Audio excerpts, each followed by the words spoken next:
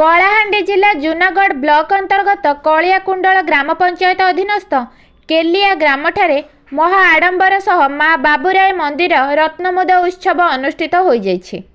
सकाळ 8 घंटा समय इंद्र और इंद्राणी माटी पूजा और ग्रामर समस्त देवादेवी को पूजा करी ग्राम परिक्रमा करथिले। ग्रामर समस्त लोके वंदापना करी समस्त को स्वागत करथिले।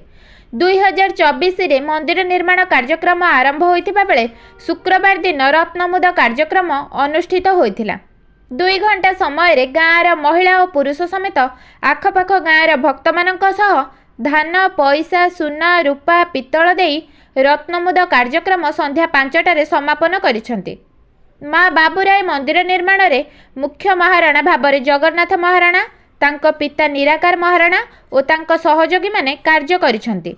ग्रामर झंकार श्रीजुक्त वीर माझी गोंतिया श्रीजुक्त रामकृष्ण नायक और दियारी रवि सुनानी ग्रामर देवादेवी को पूजार्चना करथिले।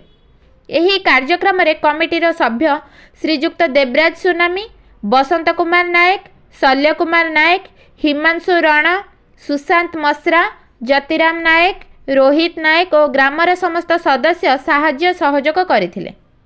कलाहांडी जिल्लारू आम जिला प्रतिनिधि सौम्यरंजन नायक का रिपोर्ट सठिक न्यूज ओडिशा।